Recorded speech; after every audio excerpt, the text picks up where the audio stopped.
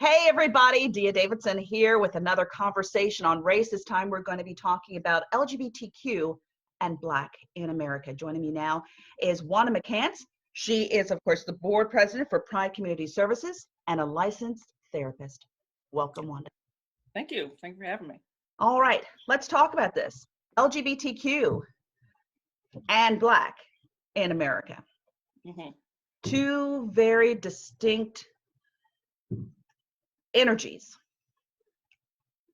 How do they live on the same platform? Because as I was telling you earlier, I have a dear male African-American friend who told me about his journey in being a gay black man in America. How do you want people to understand this particular journey? I would like people to know that, even though we've seen them as two distinct pieces, they're really not. They overlap or intersect in a very specific way for each person. I could talk to another Black queer woman tomorrow, and she might have an entirely different experience than I do. But I don't think that I can turn one part of myself off in favor of another.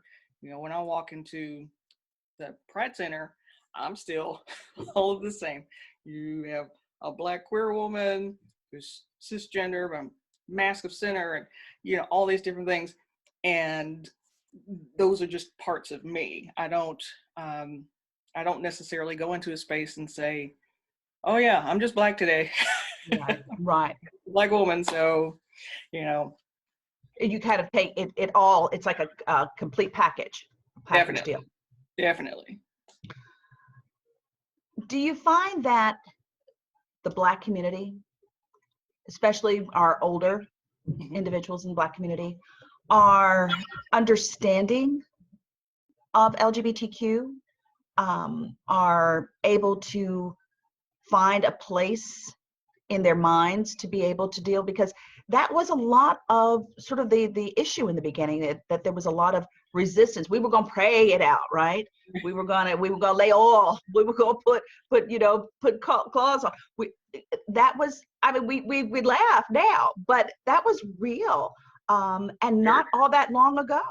Right. And I don't imagine that some places don't still try those things. I know many of us, have tried to pray the gay away. It just stays. Nobody wakes up one day and says, "Hey, I would like to be an oppressed individual in every part of society." It's a really difficult part to say, I just don't want to identify as, but to come back and be self-affirming and community affirming is a complete difference.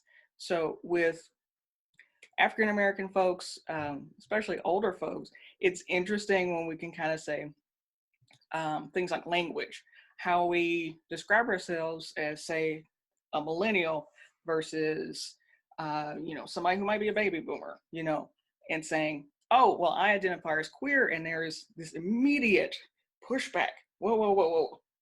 We don't say that. We don't say that word. We can't say that. So while there's acceptance, there's still a lot when we talk about age that can be a bit of a difference. Do you find the church is more open and welcoming, or do you find the church is still a place where we say we can love the sinner and hate the sin, but people still hate the person and hate the sin? Exactly. That second part. There are a lot of welcoming churches in Kentucky. I'm from Alabama originally, so living here a good chunk of my life now, I'm sure it's completely different in Alabama, I would hope, because they have a Pride Center now, but in Montgomery. But it's really hard to say if a place is really affirming. We could walk in and say, my partner and I can walk in and, be welcomed, hugged and loved on. Great. Welcome to the church. And then the sermon starts. And that might be the ultimate problem when it comes to what did we just walk into? Really, there are some places around Kentucky. The Bluegrass Faith Communities has a directory that's being updated on welcoming and affirming churches. That still depends on who's in charge of said church, of course. But with black churches that, what I know and grew up with, it's a complete difference. I mean, it's very welcoming at the, LGBTQ affirming place, but then there's still that sense of, I want the big band and I want the lively music that's just soul jarring and this passionate preacher that's up there and spreading a good word. So it's a piece that's a difference. And then, I'm not sure when that day will come, but we do have some Black-led churches that are both welcoming and affirming. Exactly. My prayer for that too. Mhm. All right. You identify yourself as a queer Black woman. Now, the reason I have a problem with saying that is because I think of queer as something that's a derogatory. Right, Meaning, right. yeah. So is it fair to say questioning instead of queer? Or what is the difference? Walk everybody through the letters. LGBTQ. Oh, so many letters. Yeah. Oh, so many letters. Oh, so many beautiful colors. So many colors in the rainbow. Yes. Well, Plus we know brown and black now on the flag, right? yes. And, the trans and queer, and we have, non-binary, we have pansexual and demisexual, all kinds of different ways that people have, understood themselves and accepted themselves and would like to be accepted within the community. So for me, being queer is, one, I am just a weird person. I accept my general weirdness, and because I think it's great. But at the same time, it's a political value. I'm very much feminist in my practice and in life, and I speak up for things that are just wrong with people. I like to educate people, um, especially coworkers at times when it happens. So for me, it's not just being gay; it's being something that's a lot more in depth, especially because I am a person of color and because I tend to have a more masculine presentation gender wise. So it's something that is, you can say, askew, but it's a really good thing. It's a reclamation of a word that's been used against us for so long. There are other words I don't claim, but then that one speaks to me as something that really resonates pretty well. I was telling you about my friend who is a gay Black man in this industry in television, and he said to me when he outed himself to me, because I knew him as a straight man, Right. when he was straight, and he said, Dia, he said, let me tell you, he said, it's just something, he said, that was organic. He used the word organic, meaning that he felt it was something that had been a part of him since birth.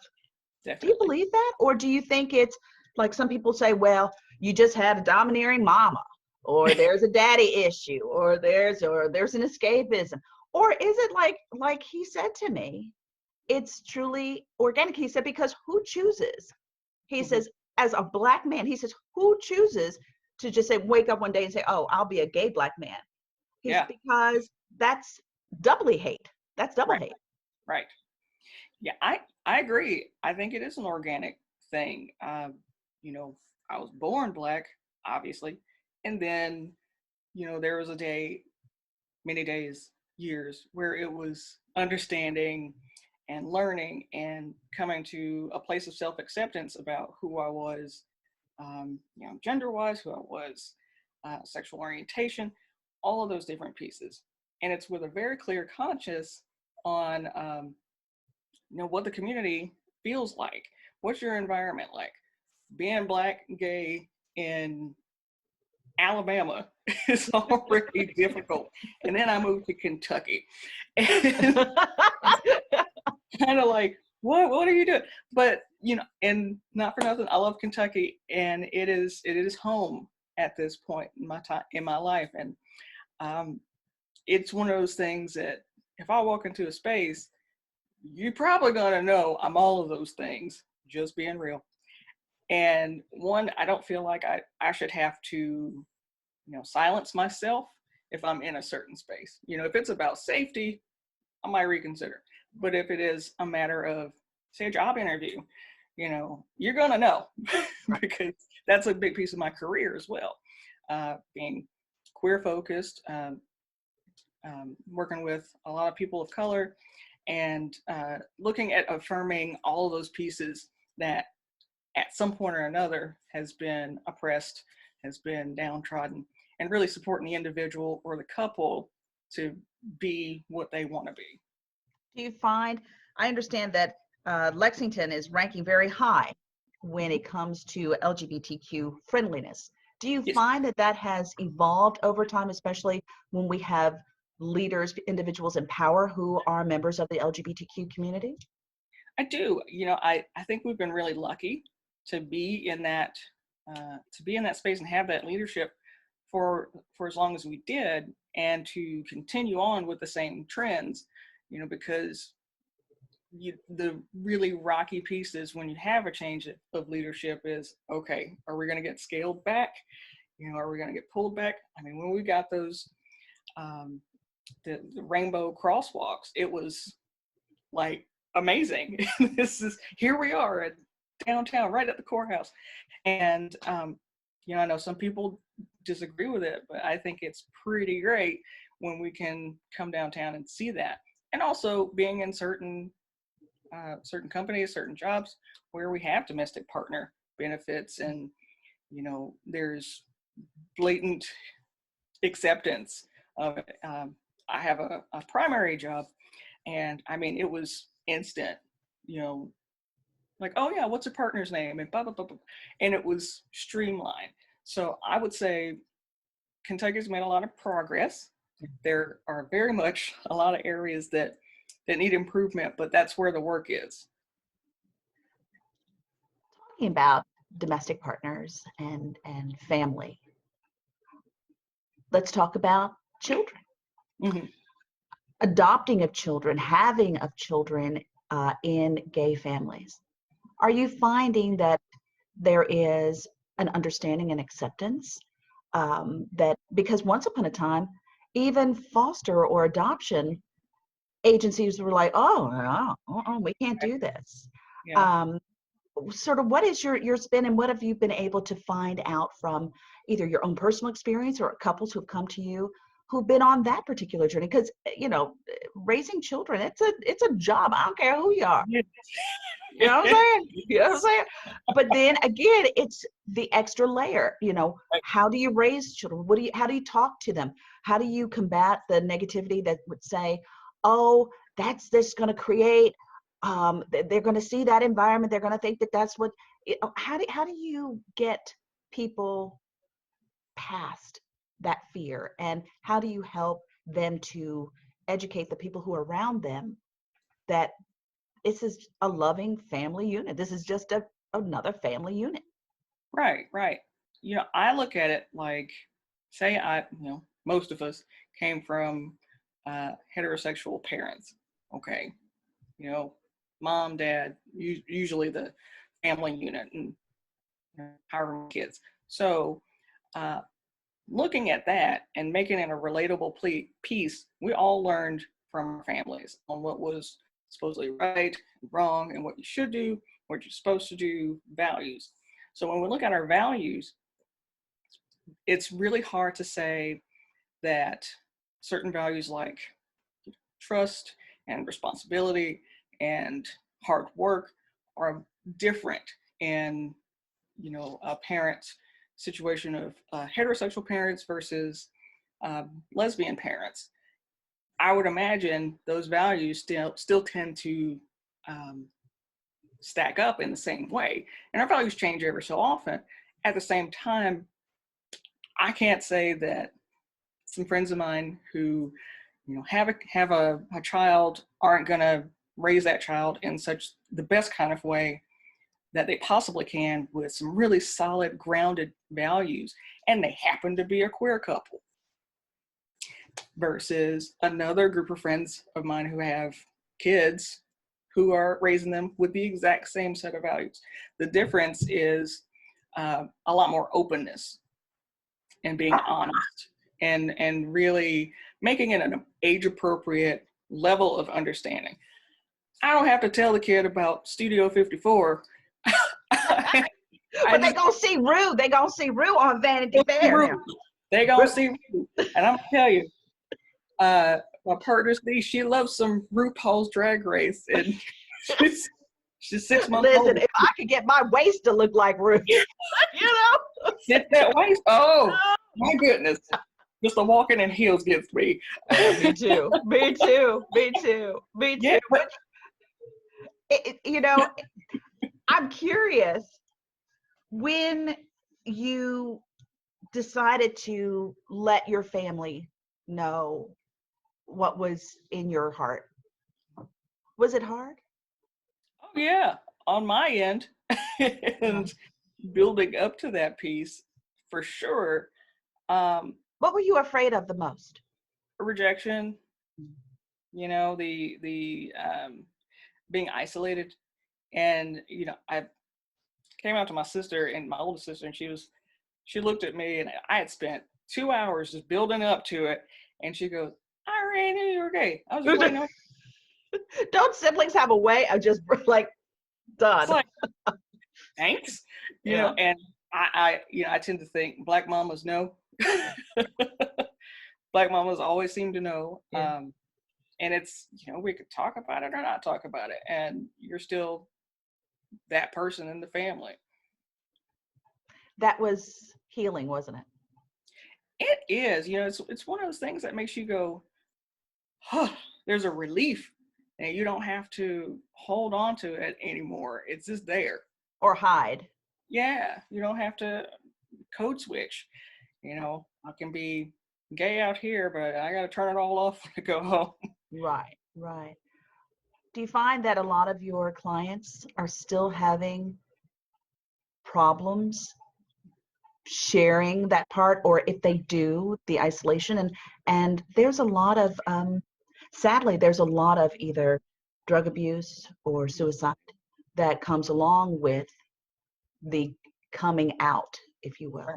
So how do you help them, and how do you want the community as a whole, and I'm talking about their families and the greater community, to be supportive and empathetic? What can others do to help? Others can start by educating themselves with accurate information. Of course, there are a lot of people who have different faith backgrounds that say certain things about LGBTQ folks. And I would argue some of those same teachings said a whole lot about keeping Black people in slavery and how you treat your wife if she steps out of line. So I don't feel like it's fair to pick and choose. Ultimately, I believe, we have to step back and say, yes, there is a transition period for families, for parents, partners who might experience a partner coming out as trans or non-binary, and dealing with that. It's, having that grieving period, being understanding about it, and also layering that with this piece of self-empowerment for the individual. We can't let that person slip through. So it starts with a lot of validation, a lot of support from an outside people. Hopefully there's a good community support in general. We don't always get to choose our family of origin, of course, but we have a chosen family that we can go to. Thankfully, some of us do. So it's creating spaces. Sometimes we have to be really inventive as therapists, especially for the LGBTQ community. in rural areas in particular. Lexington is a bit further along, say Louisville as well, but if I'm living in Pike County, it's going to be a bit different. So we have to start with understanding things for ourselves, learning, and also talking with people, trying to be open, ask difficult questions, try to be in the uncomfortable space, step back when you need to, but also giving people tools that say, you are who you are, and we're going to work toward acceptance of that. Let's talk about non-binary. A lot, that's the newer term that's out there now. Explain that, because like the health department here in Fayette County, I noticed they're starting to use pronouns. University of Kentucky, in the signature line, they allow you to use the pronouns that you wish to be identified by. Yeah. And there are a lot of musicians and celebrities who are choosing that. Help people to understand, because maybe people understand at least LGBTQ, but now non-binary. And how do you not offend? True. You ask. Always ask, never assume. Right. UK, I'm glad that UK started doing that, because definitely in the medical field, and saying when you're approaching a new patient, you can automatically put them off by the paperwork, Mr. or Miss, or Mr. or Mrs. or Miss, instead of how would you like to be referred to as based on your pronouns. Every meeting at the Pride Center, we introduce ourselves and our pronouns, just to make that known, and saying, some people do not prescribe to the gender binary, male or female exclusively. And I don't really think there is a clear spectrum of any of it. We all mix and match ultimately. And there are some of us who, I think it's a really great thing of expanding themselves to saying non-binary, or whatever combination of identity statuses, to say, you know what, I've looked at this and I found the one that fit for me. I don't have to fit in a box that, otherwise society, mainstream society, has said that I have to fit into. Talking about mainstream society,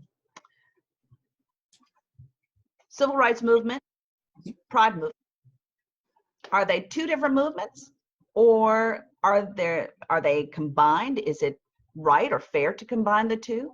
Sort of your spin and your thought on that. I don't think they can be separated. To me, they are the same thing. When it comes down to, we look at the civil rights movement, there are pieces of it that we don't know. Everybody knows Martin Luther King Jr. Most people know Malcolm X, Medgar Evers. Cool.